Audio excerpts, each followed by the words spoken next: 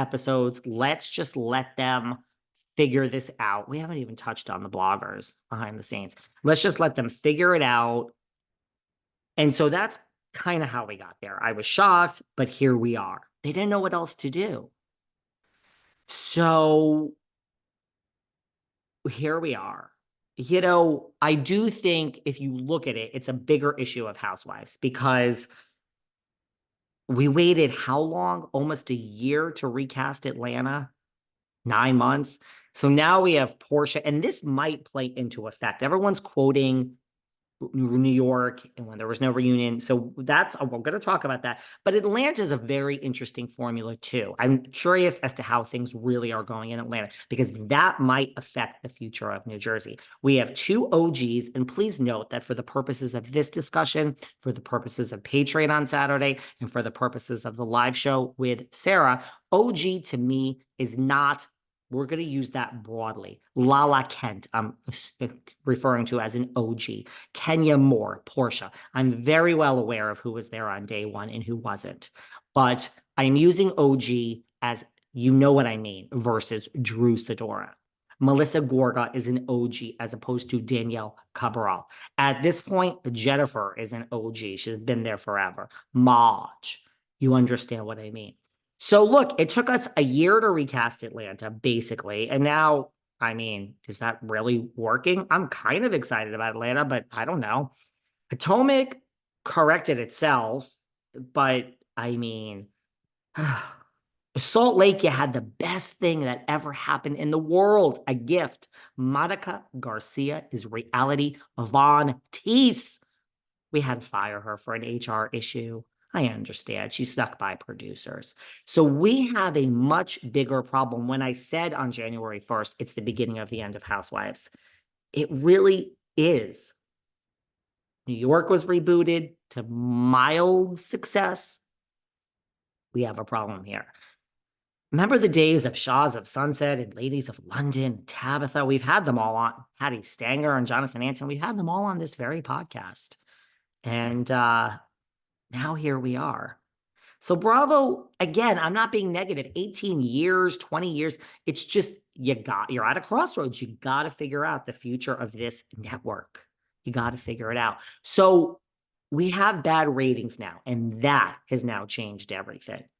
That has now changed everything. I feel that plays into Ramona. God, we have so much to talk about, guys. We have so much to talk about. But the ratings are bad. So let's break down why are the ratings bad. Why do I think? I think partly it's just the same old, same old. I mean, I think you guys are bored. What's happening? So Teresa and Melissa aren't speaking, period. Teresa says she'll never, and I believe, I'm not taking sides, but I believe Teresa because I truly think it's a job to Melissa. Now, I'm not saying Melissa ain't doing bad stuff behind the scenes with the bloggers, but we'll get into what Teresa's doing. Marge invented the Finsta, so there's no innocent party here. Jennifer Aiden, she's in the Lake Scrader, so there's no innocent party.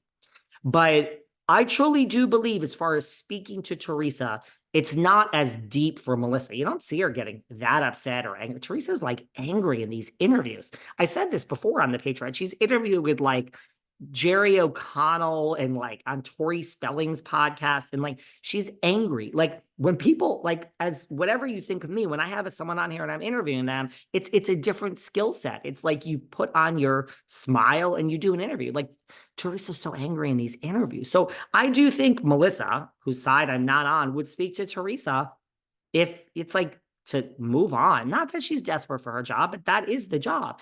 I really do believe, Teresa, that she never wants to speak to, and we're going to talk about the Louis of it all, that she never wants to speak to Melissa again. So there's nothing to watch. It's open and shut. I mean, what's happening with Margaret? She's riding on the back of a motorcycle and eating a cheeseburger with onion rings. I mean, and dressing Joe. Dolores is living in the house and Paulie's not divorced, so she's not going to marry him this season. I mean, Frank Catania is the one with the fucking storyline out of everyone. I mean, the Fudas and Teresa and all this other stuff, what they did and the baby mama. Wasn't that last season? Are we learning anything new? Danielle Cabral's not speaking to her family. Well, she's not giving us any more. So I understand that you're all freaking bored. That's partly why the ratings are bad. But the ratings are also bad because of the toxicity. It has a huge role in things. Now, we got to talk about that. We got to talk about all the stuff with the bloggers going on off air. We got to talk about the ratings, and that's what Bravo really cares about. We got to talk about the denial that's still going on. I saw an article that said RHONJ reunion canceled. Cast panics that they may lose their job. I don't want to be rude. Denial is a river in Egypt, and denial is really prevalent right here today on Behind the Velvet Rope on Sunday afternoon. Yeah. Hello. I don't like dealing with denial. Everyone thinks I'm so mean and so rude. Maybe it is because I'm a lawyer. I have no emotions when it comes to like business. I just don't. I skip over that part of it. And I'm like, these are the facts. So when a reunion is canceled, I don't want to get flowery or team this or team that. You guys can do that. Come at me, come at each other. That stuff I don't care about. I just go right to the facts of what does this mean for the future of this show? I don't want to get into team this and team that. What does this mean for the future? And I have a lot of thoughts. We're just getting started. Patreon this Saturday, the live show on Sunday. But I guess my point in saying all this and just jumping on here is it is going to be an hour-long Patreon. I can't cover it. We're going to go over the finances of the show. But do I think this is the actual beginning of the end of New Jersey? I think it's the end of the New Jersey cast as we know it. And do I think that includes every single person currently on the cast?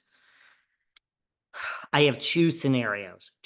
The only two scenarios that I can see going forward. One includes some of the cast, and the other one, you guys are going to be so upset to hear this, includes not one single person that's still on the cast. You could agree, you could disagree. That's what we're here for. Thank you for listening to this quick hit. We're doing it Wednesday with Sarah, Patreon on Saturday, and we are going to spend a lot of time talking about the future of this show and what I think is going to happen and what I think is going to happen instead of a reunion and why the show is now toppled over due to finances and everything else. And trust me, no one's getting out of this. This is not a bashing of Teresa. I got a lot to say about Marge's off-air activities and Melissa. Go to Patreon, go to Live Sarah Show. It's a Sunday. Are you guys like outside doing something fun? I love you all. We have a good week planned. And notice how calm I am about this. It's a good day, guys. Change. This is good. This is good. Change is good. Can't watch another season of this boring shit. I love you. And I really am humbled that you guys are all listening to me still. I mean, without you,